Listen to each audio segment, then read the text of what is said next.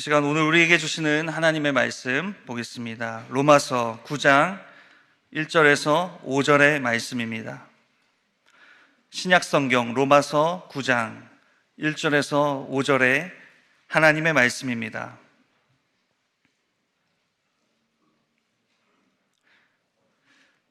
내가 그리스도 안에서 참말을 하고 거짓말을 아니하노라. 나에게 큰 근심이 있는 것과 마음에 그치지 않는 고통이 있는 것을 내 양심이 성령 안에서 나와 더불어 증언하노니, 나의 형제 곧 고륙의 친척을 위하여 내 자신이 저주를 받아 그리스도에게서 끊어질지라도 원하는 바로다. 그들은 이스라엘 사람이라. 그들에게는 양자됨과 영광과 언약들과 율법을 세우신 것과 예배와 약속들이 있고, 조상들도 그들의 것이요 육신으로 하면 그리스도가 그들에게서 나셨으니 그는 만물 위에 계셔서 세세의 찬양을 받으실 하나님이시니라. 아멘. 귀한 찬양 감사합니다. 지난 한 주간 동안 평안히 잘 지내셨습니까? 네, 우리 같이 인사 좀 나누실까요? 앞에 좌우에 계신 분들과 인사하시죠. 반갑습니다.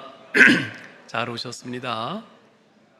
주님의 은혜와 평강이 함께 하시기 바랍니다.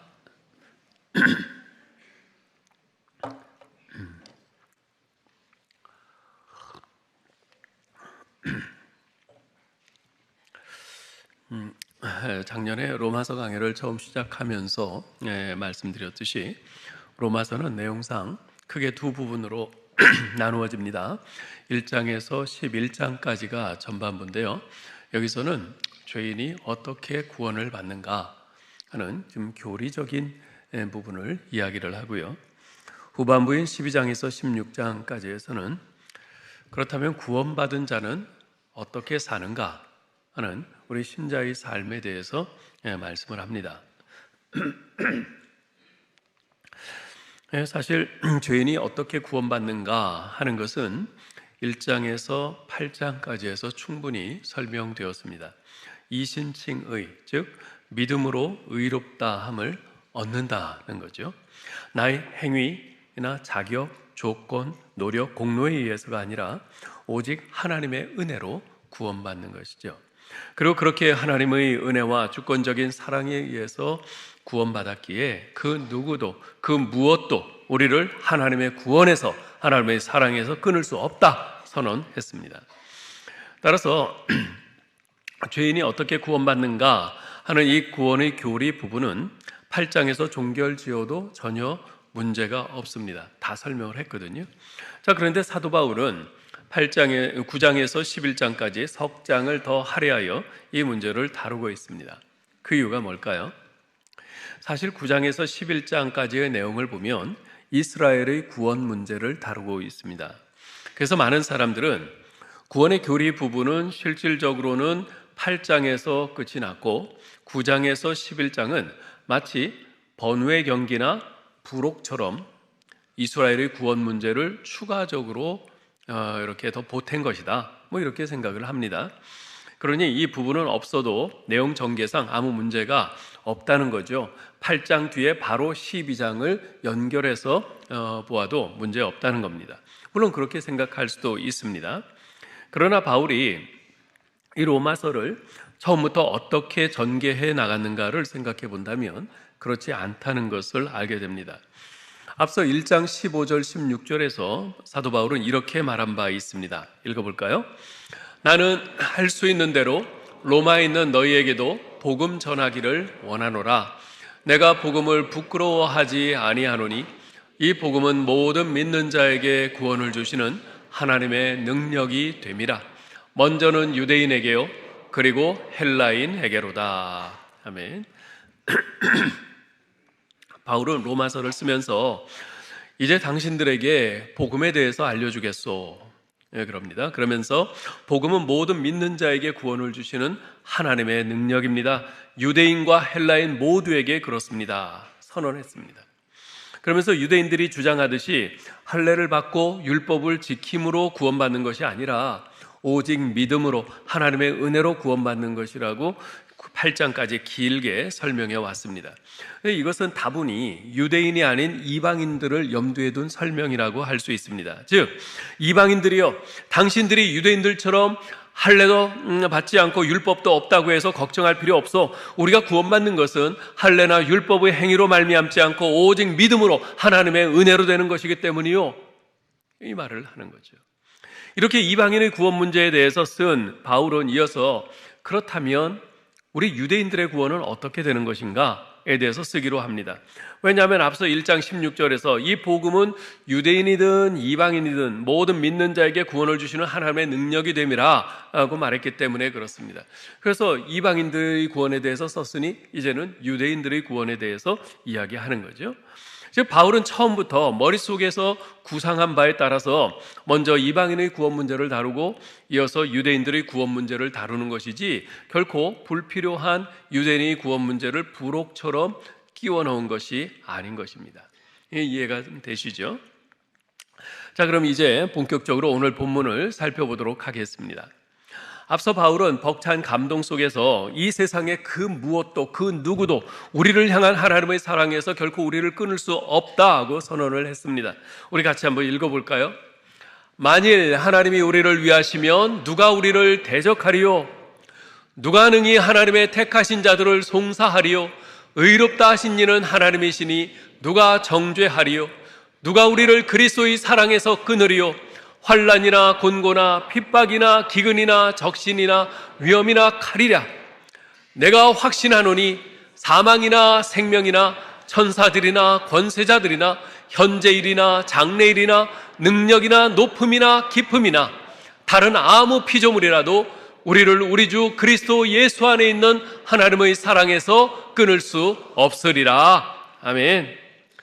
여러분, 지금 이 글을 쓰고 있는 바울의 모습을 한번 머릿속으로 그려보시기 바랍니다. 아마도 바울은 가만히 의자에 앉아서 쓰지 못하고 자리에서 일어나서 뻘겋게 상기된 아주 빛나는 얼굴로 하늘을 우러러보면서 주체할 수 없는 그런 감동과 감격 가운데서 큰 소리로 외치면서 썼을 것입니다. 그만큼 한껏 고조된 분위기였어요. 하나님께서 이렇게 나를 은혜로 구원하셨으니, 나를 하나님이 이렇게 사랑하시니 누가 하나님의 사랑에서 나를 끊을 수 있겠느냐? 누가 하나님의 이 구원에서 내 구원을 취소할 수 있겠느냐? 이렇게 벅찬 감격 속에서 외치고 있는 거죠. 자, 그런데 그와는 대조적으로 이어지는 오늘 본문 말씀 9장 1절로 5절의 분위기는 매우 어둡습니다. 침통합니다. 처절하고요, 심지어 비장하기까지 합니다. 1절로 3절 말씀을 제가 표준 세번역으로 한번 읽어보겠습니다. 나는 그리스도 안에서 참말을 하고 거짓말을 하지 않습니다. 내 양심이 성령 안에서 이것을 증언하여 줍니다. 그것이 무엇인지 아십니까? 내게는 내 동족을 위한 큰 슬픔이 있고 내 마음에는 끊임없는 고통이 있습니다. 나는 육신으로 내 동족, 내 결의를 위하는 일이면 설령 내가 저주를 받아서 그리스도에게서 끊어진다 할지라도 달게 받겠습니다. 얼마나 비장합니까?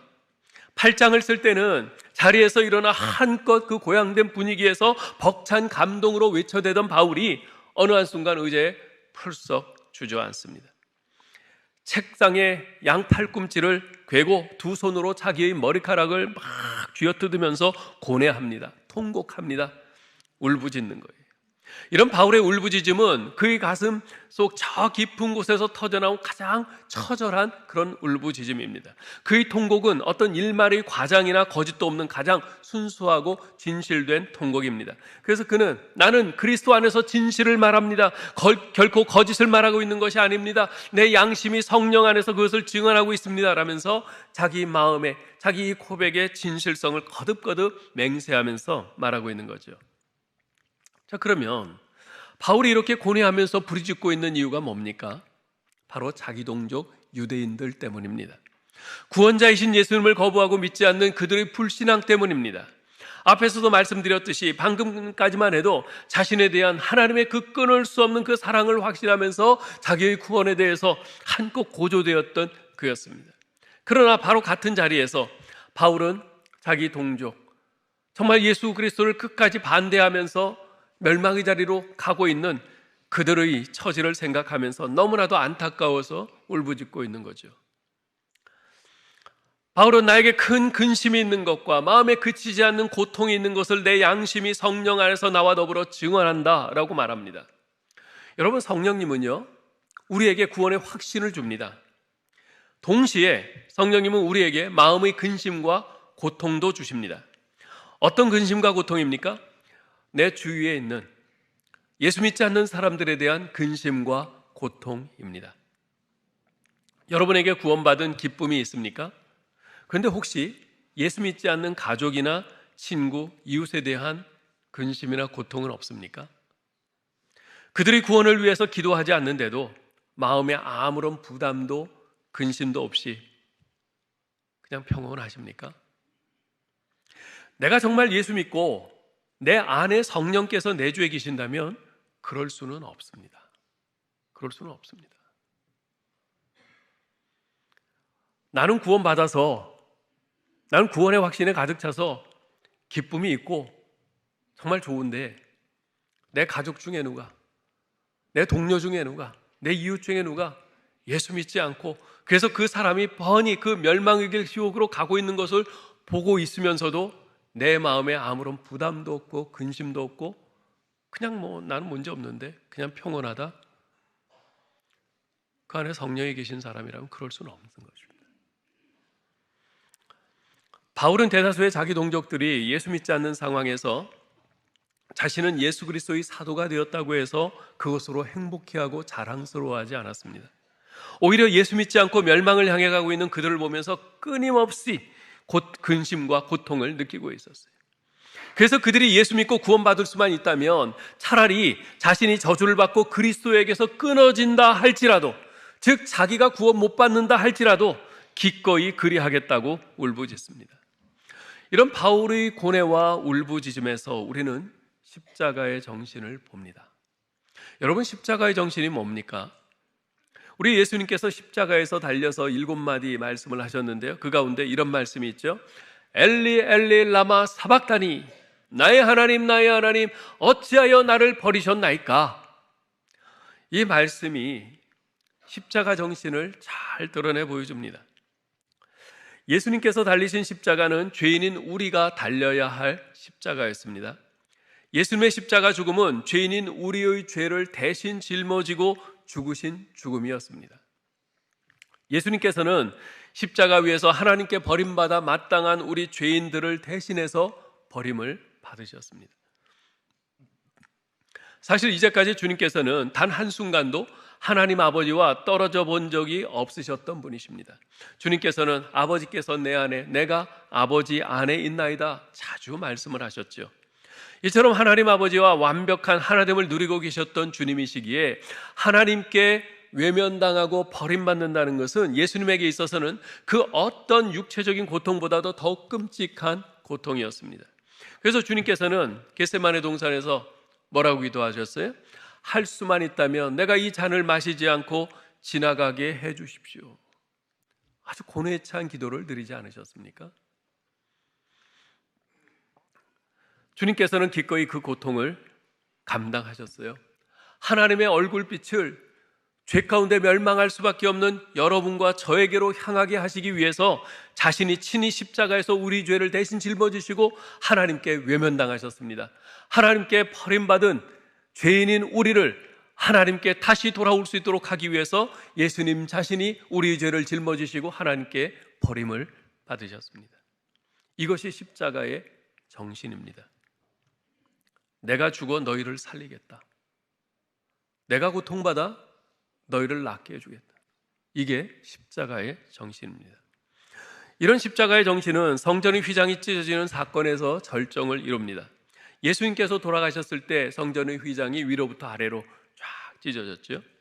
당시 성전 건물은 휘장을 경계로 해서 성소와 지성소로 구분되었는데요, 이 지성소는 언약궤가 안치되어 있는 곳입니다. Holy of Holy, Holy of the Holy, 지극히 거룩한 곳이에요. 하나님이 임재해 계신 곳입니다. 그곳에는 아무나 들어갈 수 없습니다. 오직 대제사장만이, 그것도 1년에 오직 한 번 대속죄일에만 들어갈 수 있었습니다. 함부로 들어가면 죽습니다. 그것은 거룩하신 하나님이 계신 곳이었고, 따라서 죄인된 우리 인간은 감히 그 앞에 나아갈 수가 없었죠. 오직 중보자인 대제사장을 통해서만 나아갈 수 있었습니다. 그런데 예수님께서 십자가에서 운명하셨을 때 그 성소의 휘장이 쫙 찢어진 겁니다. 성소의 휘장이 갈라졌다는 것은 일반 백성들이 감히 들어갈 수 없었던 그 성소와 지성소가 예수님의 죽음으로 우리 모든 죄인들도 들어갈 수 있는 곳이 되었음을 의미합니다. 히브리서에서는 이것을 다음과 같이 설명합니다. 읽어볼까요? 그러므로 형제들아, 우리가 예수의 피를 힘입어 성소에 들어갈 담력을 얻었나니 그 길은 우리를 위하여 휘장 가운데로 열어놓으신 새로운 살 길이요, 휘장은 곧 그의 육체니라. 무슨 말입니까? 십자가에 못 박히신 예수님의 육체가 성소에 찢어진 휘장이라고 합니다. 예수님의 십자가에서 흘리신 예수님의 그 피의 공로로 인해서 우리가 하나님께 나아가는 새롭고 참된 살 길이 열렸다는 것입니다. 예수님이 죽으심으로 우리에게 살 길이 열린 것입니다. 인간의 죄악 때문에 막혔던 그 성전의 휘장이 위로부터 아래까지 찢어졌어요. 예수님의 죽으심으로 말미암아 우리 모든 죄가 용서받고 이제 하나님께 나아가는 길이 고속도로처럼 쫙 뚫린 것입니다. 하나님과 인간 사이에 높은 장벽이 무너져 내린 것입니다. 자신이 찢기심으로 우리 죄인들을 위해서 새 길, 삶의 길을 열어주신 것입니다. 이것이 바로 십자가의 정신입니다. 여러분, 시대를 바꾸고 세상을 바꾼 사람들의 공통점은 한결같이 이 십자가의 정신을 소유하고 있었다는 겁니다. 내가 죽어 너희를 살리겠다. 이런 십자가의 정신을 가진 대표적인 사람이 바로 구약의 모세입니다. 출애굽기 32장에 보면 금송아지 사건이 나오죠. 모세가 십계명을 받으러 시내산에 올라간 사이에 이스라엘 백성들이 아론을 협박해서 금송아지를 만듭니다. 그리고 이것이 우리를 애굽 땅에서 인도해낸 우리 신이다 하면서 하나님을 배반했습니다. 이에 진노하신 하나님께서 이스라엘 백성들을 진멸하시고 모세를 통해서 새로운 나라를 만들겠다 하실 때 모세가 이렇게 간구합니다. 읽어볼까요? 슬프도소이다. 이 백성이 자기들을 위하여 금신을 만들어 싸우니 큰 죄를 범하였나이다. 그러나 이제 그들의 죄를 사하시옵소서. 그렇지 아니하오시면 원하건대 주께서 기록하신 책에서 내 이름을 지워버려 주옵소서. 모세는 자기 이름을 주께서 기록하신 책에서 지워버려 달라고 합니다. 여기서 주께서 기록하신 책이란 구원받을 사람들의 이름이 기록된 생명책을 말합니다. 모세는 비록 범죄한 백성들이지만 이들이 구원받을 수만 있다면 자기 이름이 대신 하나님의 생명책에서 지워버려져도 좋다는 것입니다. 그런 모세의 십자가 정신은 이스라엘을 애굽의 노예에서 하나님의 백성이 되도록 이끌었죠. 여러분, 교회도 마찬가지입니다. 교회라고 해서 다 같은 교회가 아닙니다. 교회 중에도 십자가의 정신을 가진 교회가 있고요, 그렇지 않은 교회가 있습니다. 사도행전 11장과 13장에 보면 안디옥 교회가 나오는데요, 이 안디옥 교회는 예루살렘 교회보다도 훨씬 나중에 그것도 이방 나라에 세워진 교회였습니다. 예루살렘 교회는 예수님의 직계 제자인 12사도가 목회를 하고 있었지만 안디옥 교회는요 12사도 중 아무도 없었어요. 바나바와 바울이 있었을 뿐입니다. 교인 수도 예루살렘 교회가 훨씬 더 많았죠. 한 2만 명이 넘는 그런 많은 교인들을 가지고 있었으니까요. 모든 면에서 안디옥 교회는 예루살렘 교회에 비교가 되지 않습니다. 그러나 안디옥 교회에는 예루살렘 교회보다 탁월한 것이 있었어요. 그것은 바로 십자가 정신이었습니다. 예루살렘 교회에 십자가의 정신이 없었다는 말이 아닙니다. 예루살렘 교회는 복음에 충실한 교회였어요. 그러나 예루살렘 교회는 밀려오는 그 신자들, 그 많은 신자들을 감당하느라 정신이 없었어요. 그래서 내부적으로 자기 교회 신자들을 관리하는 데 온 힘을 소진했습니다. 그 많은 신자들과 힘을 외부로 돌려서 선교하는 데 힘을 쏟지 못했습니다. 그 결과 하나님께서 헤롯의 박해를 통해서 예루살렘 교회 성도들을 모두 뿔뿔이 강제로 흩어버리셨죠. 그때서야 비로소 흩어진 성도들은 사방 각지로 다니면서 복음을 전하기 시작했습니다. 그러나 안디옥 교회는 달랐습니다. 교회가 세워진 지 얼마 되지 않은 글라우디오 황제 때에 천하에 큰 흉년이 들었어요. 그러자 이 안디옥 교회 성도들은 헌금을 모아서 유대에 있는 형제들에게 전달을 했습니다. 예루살렘 교회에 전달을 한 겁니다. 사도행전 11장 29절에 보면 이렇게 기록하고 있어요. 제자들이 각각 그 힘대로 유대에 사는 형제들에게 부조를 보내기로 작정하고, 여기서 각각 그 힘대로라는 말은 최선을 다해 이 말입니다. 최선을 다해 헌금을 모아서 예루살렘 교회로 보냈어요. 여러분, 천하에 큰 흉년이 든 겁니다. 그 지중해 지역 전 지역에 흉년이 든 거예요. 그러니까 유대만, 예루살렘만 흉년이 든 것이 아니라 안디옥 지역에도 역시 똑같은 흉년이 들었어요. 그래서 그들도 어려운 형편입니다. 그러나 그들은 그런 와중에도 각각 그 힘대로 최선을 다해서 부조금을 모아 보낸 겁니다. 자신들이 좀 덜 먹더라도 어려움에 처한 사람들을 돕고자 하는 그런 십자가 정신으로 그렇게 한 것이었죠. 뿐만 아니라 안디옥 교회는 교회가 어느 정도 성장하자 곧장 세계 선교로 눈을 돌렸습니다. 그래서 기독교 사상 최초로 선교사를 파송하는데 누구를 파송했습니까?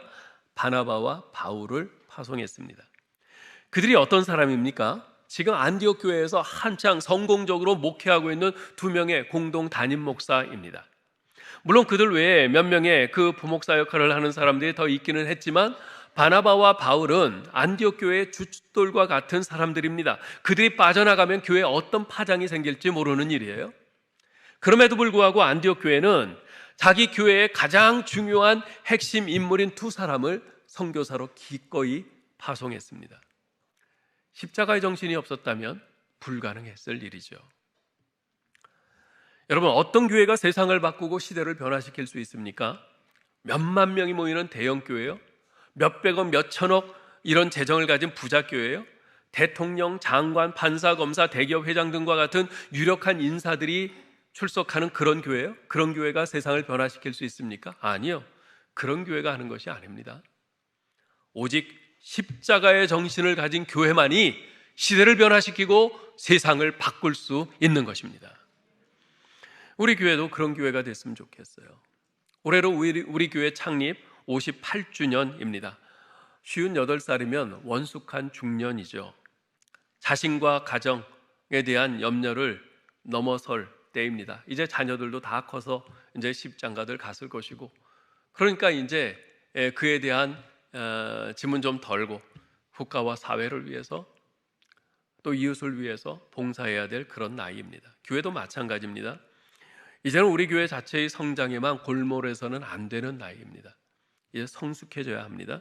하나님께서 우리 교회를 왜 세우셨는지, 하필이면 왜 우리 교회를 이 화곡동 지역에 세우셨는지, 우리 교회를 통해 하나님께서 무엇을 이루고 싶어 하시는지 이것을 깊이 생각하고 순종해야 합니다. 지역사회의 복음화와 세계 선교를 위해서 잃어버린 영혼들을 찾고 어려운 이웃들을 그리스도의 사랑으로 돕기 위해서 미래 하나님 나라를 책임질 일꾼들을 양성하기 위해서 최선의 노력을 경주해야 합니다. 자신을 버리심으로 죄인들을 구원하신 예수님의 그 십자가의 정신으로 이 일들을 감당해야 합니다. 코로나 이후로 경제 상황들이 굉장히 안 좋죠. 갈수록 더 그래가는 것 같아요. 그래서 많은 분들이 정말 어려움을 겪고 계신데요. 교회도 역시 그 여파가 있습니다. 이 경제 불황으로 인해서 교회 재정 상황이 빡빡함에도 불구하고 우리가 매년 성탄 헌금을 전액 교회 밖에 어려운 이웃을 돕는 일에 쓰는 것도, 또한 미얀마에 도움이 필요한 어린이들을 300명이나 결연해서 매달 1인당 3만 원씩 1년에 1억 이상을 그렇게 후원하는 것도, 또한 작년과 올해 합동신학교를 위해서 매년 1억 원씩 후원 헌금을 한 것도 바로 이러한 십자가의 정신이 있었기에 가능한 것이었습니다. 이것이 우리 교회가 감당해야 될 사명이라고 믿기 때문에 그렇게 하려는 겁니다. 여러분, 우리 교회가 계속 이 십자가의 정신을 놓치지 않도록, 아무리 교회가 어려워도 이 십자가의 정신을 꼭 붙들고 행할 수 있도록 기도해 주시고 힘써 주시기 바랍니다. 사랑하는 성도 여러분, 그리스도인은요, 자기만 형통하면, 우리 가정만 문제 없으면 오케이라 이렇게 생각하는 사람이 아닙니다. 남이 어찌되건 말건 자기 일만 잘 풀리면 기분 좋아하는 사람이 아닙니다. 남의 일을 내 일처럼 안타까워하고 어떻게든 도우려고 하는 사람입니다. 슬퍼하는 사람과 함께 슬퍼하고 기뻐하는 사람과 함께 기뻐하며 고통당하는 사람의 무거운 짐을 어떻게든 함께 나누어지려고 하는 사람, 그런 사람이 바로 그리스도인입니다. 왜냐하면 사도 바울의 말처럼 우리 그리스도인은 자기를 위해 사는 사람들이 아니고 예수 그리스도와 다른 사람들을 위해서 사는 사람이기 때문에 그렇습니다. 이것이 바로 그리스도의 정신이요 십자가 정신 아니겠습니까? 행복의 삼위일체란 말이 있어요. 여러분 이 행복의 삼위일체란 말 들어보셨나요? 저는 미국에서 24년 살면서 미국 사람들의 의식 속에 깊이 뿌리 내리고 있는 아주 독특한 문화를 볼 수 있었는데요. 그것이 뭐냐면 바로 자원봉사의 문화였습니다. 자원봉사, 정말 자원봉사 많이 해요. 마을 도서관에서 사서로 자원봉사합니다. 학교 앞에서 교통 정리하는 거 다 자원봉사로 해요. 양로원에서 노인들 수발 들어주는 일도 다 자원봉사예요. 심지어는 외국에서 이렇게 갓 온 그런 사람들에게 영어를 가르쳐주는 일도 다 자원봉사예요. 예. 돈 받고 하는 것도 아니고 뭐 생기는 것이 있는 것도 아닌데 정말 열심히 그렇게 자원봉사하는 것을 보면서 처음에는 참 의아했어요. 왜들 저렇게 하나? 그래서 자원봉사로 열심히 섬기는 한 미국 분에게 물어봤습니다. 당신은 할 일도 많고 바쁠 텐데 왜 그렇게 열심히 자원봉사를 합니까? 그러자 그분이 이런 대답을 해요. Hey brother, 아주 간단해요. 이 일을 하면 우선 내가 행복하거든. 그리고 내가 조금 도움을 주는 저 아프고 가난한 사람들도 아마 조금은 행복할 거야. 그러면 저 위에서 세상을 보고 계시는 그분께서도 행복해 하시지 않겠어? 이게 삼위일체, 행복의 삼위일체예요.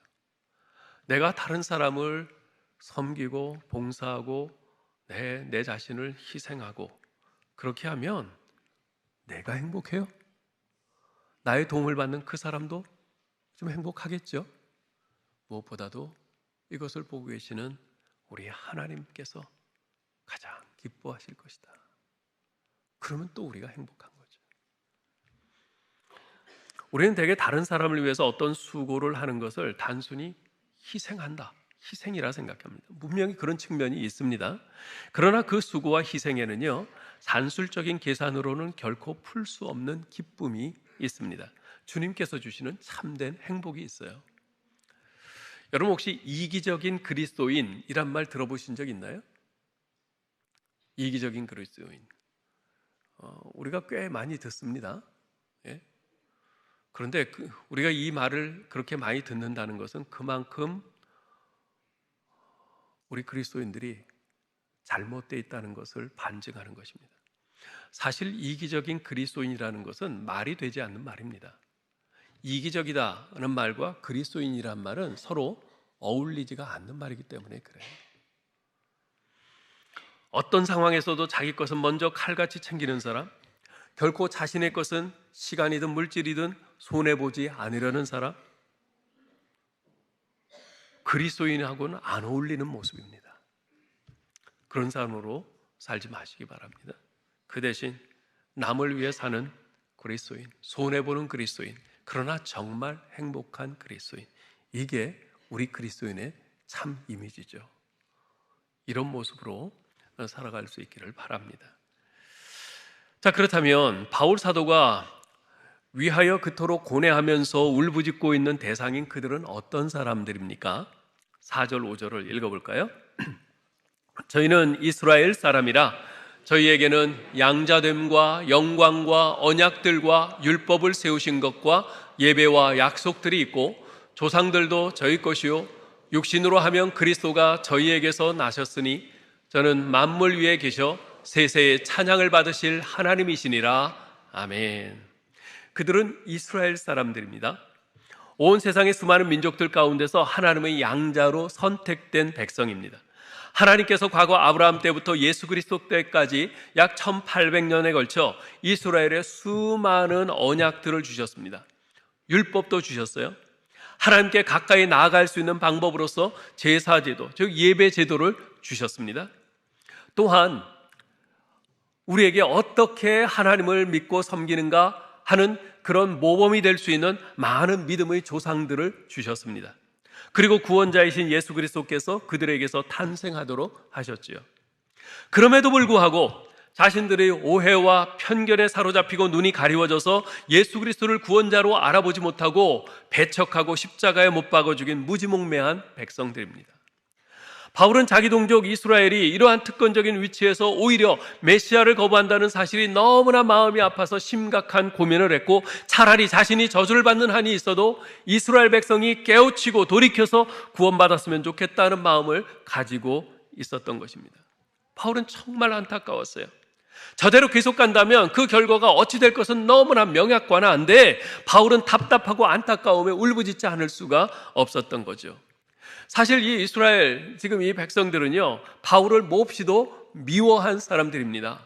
바울이 유대교를 떠나서 기독교를, 예수 그리스도를 믿고 예수 그리스도의 복음을 전한다는 것을 알고는 그들은 오히려 바울을 배신자라 그러면서 바울을 죽이려고 했어요. 그래서 바울을 죽이기 전에는 먹지도 마시지도 않겠다고 맹세하는 40여 명의 특공대까지 조직해서 바울을 없애려고 한 사람들이죠. 그러한 그들이지만 바울은 그들에 대해서 자신에게 큰 근심이 있다고 말합니다. 마음에 그치지 않는 고통, 진통이 있다고 토로합니다.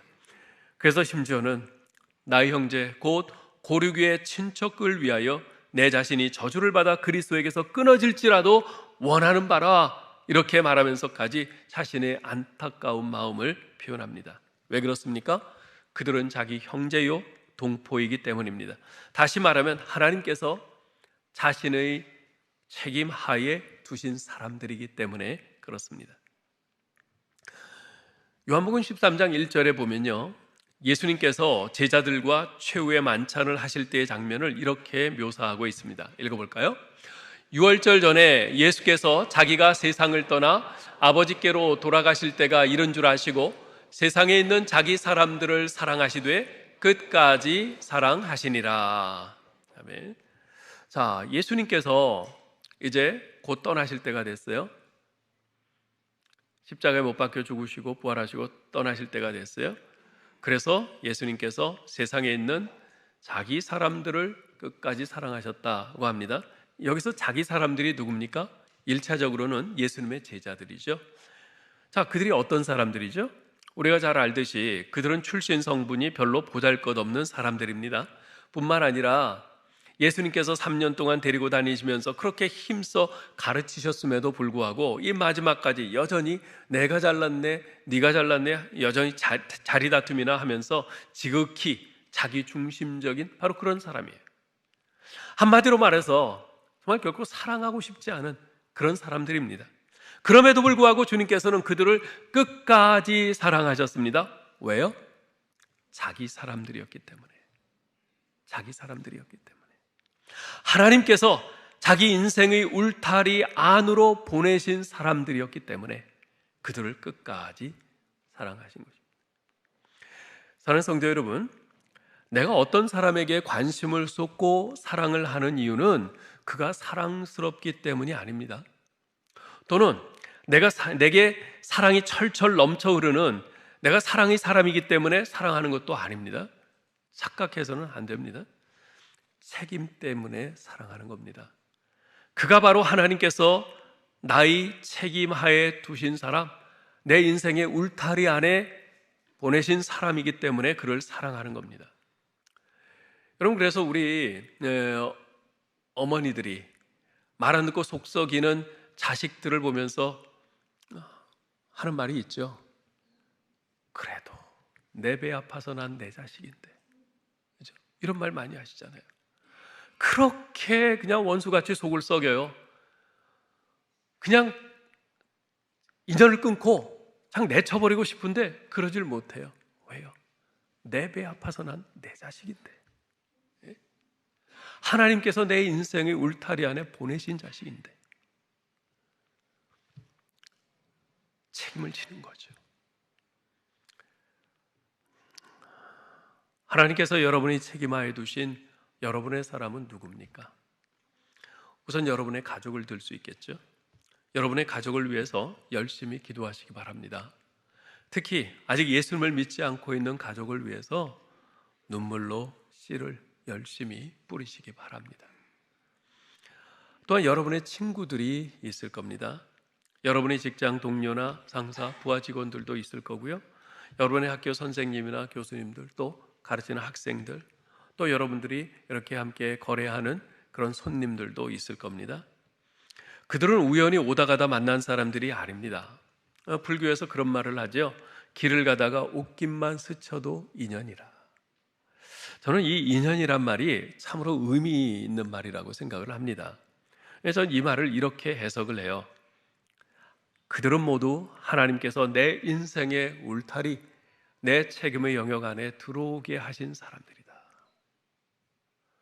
내 인생의 울타리 안에 들어오게 하신 사람들. 그래서 책임의식을 가져야 될 사람들이다. 그들에 대한 사랑의 무한 책임을 가져야 합니다. 마치 밑 빠진 독에 물을 붓는 것처럼, 그러나 끝까지 끊임없이 물을 붓겠다 하는 이런 책임입니다. 이제 말씀을 맺겠습니다. 사랑을 많이 한 사람보다 단 한 번의 사랑을 한 사람이 더 아름다운 추억을 가진다 하는 말이 있습니다. 이해하기 어렵지 않습니다. 여러 번의 가벼운 사랑보다는 깊이 있는 단 한 번의 사랑이 훨씬 더 아름답고 의미가 있다는 말입니다. 내가 얼마나 많은 사람을 알고 있고 얼마나 오래 살았느냐가 중요한 것이 아닙니다. 비록 내가 많은 사람을 알고 있지는 못하지만 내가 알고 있는 사람들에게 내가 얼마나 뜨거운 사람인가, 이것이 보다 중요한 것 아니겠어요? 내가 얼마나 뜨거운 마음으로 그 사람에게 다가가고 그 사람과의 관계를 내가 맺고 있는가, 이게 중요한 것 아니겠어요? 하나님께서 여러분의 인생의 울타리 안에, 여러분의 책임 하에 두신 사람들을 생각해 보시기 바랍니다. 그들을 향한 여러분의 소원은 무엇입니까? 어떤 기대를 가지고 있나요? 그들을 위한 어떤 기도 제목을 가지고 계십니까? 그들을 위해서 눈물로 씨를 뿌리고 있습니까? 지난 2월 16일과 3월 16일 두 번에 걸쳐서 예사랑 초청주일에 초청할 대상자들을 작정했습니다. 그때 여러분이 작정하신 사람이 총 237명이었어요. 그 이후로도 계속 작정하신 사람들이 더 많이 있을 겁니다. 그때 작정은 못했지만 예사랑 초청주일 때 믿지 않는 남편이나 부모님 또는 형제들을 꼭 인도해 오기 위해서 눈물로 간절히 기도하면서 하루하루 가슴 졸이며 애쓰고 있는 교우들도 적지 않습니다. 제가 이렇게 대신방 쭉 다녀보면서 이야기를 들어보면 실제로도 이래요. 실제로도 정말 믿지 않는 그 남편, 믿지 않는 부모님, 믿지 않는 자녀들, 이 예서랑 초청주일 때 꼭 한번 데리고 오기 위해서 그냥 속에서 막 열불이 나는데도 그냥 참는 거예요. 참고 간절히 기도합니다. 그리고 혹시라도 내가 흐트러진 모습을 보이면 안 올까 봐 그냥 참고 인내하면서 가슴 졸이면서 애쓰고 있습니다. 잘하시는 겁니다. 계속해서 그렇게 씨를 뿌리시기 바랍니다. 눈물로 뿌리시기 바랍니다. 밑 빠진 독에 물 붓기라 할지라도 계속 하실 수 있기를 바랍니다. 저 사람이 예수 믿고 구원받을 수만 있다면 내가 저주를 받아 그리스도에게서 떨어진다 할지라도 기꺼이 원합니다 라고 한 이 바울의 이 십자가의 정신을 가지고 고통스러운 심정으로 주님께 부르짖고 간구하실 수 있기를 바랍니다. 시편 116편 5절 6절에서 말씀합니다. 눈물을 흘리며 씨를 뿌리는 자는 기쁨으로 거두리로다. 울며 씨를 뿌리러 나가는 자는 반드시 기쁨으로 그 곡식단을 가지고 돌아오리로다. 아멘. 주님의 약속대로 우리가 눈물로 씨를 뿌릴 때 그것은 하나도 헛되이 떨어지지 아니하고 반드시 보배로운 열매로 맺혀질 줄 믿습니다. 기도하겠습니다. 하나님 아버지, 사도 바울이 그토록 안타까운 마음으로 울부짖었던 그 십자가의 정신을 우리도 붙잡게 하여 주시옵소서. 우리 주 예수 그리스도께서 십자가에서 내가 죽어 저들을 살리겠다고 하신, 내가 하나님께 외면받고 버림받아 저들을 우리 하나님께 돌아오게 하겠다고 하신 그 주님의 십자가의 정신을 붙드는 저희들 되게 하여 주시옵소서. 하나님, 그 십자가의 정신을 붙들고 우리의 가족 중에, 우리의 이웃, 친구들 중에 아직 주님을 모르는 사람들, 그들을 위해서 우리가 눈물로 기도하며 그들이 주님께 돌아오기만 할 수 있다면 내가 무엇이라도 하겠습니다, 이런 마음으로 우리가 씨를 뿌리고 또 뿌리고 우리 주님께 고통스러운 마음으로 부르짖는 저희들 되게 하여 주옵소서. 그들이 하나님께서 내 인생의 울타리 안에 넣어주신 사람인 것을 알고 그들에 대한 책임을 끝까지 감당하는 신실한 하나님의 종들 다 되게 하여 주옵소서. 우리 주 예수 그리스도의 이름으로 기도하옵나이다. 아멘.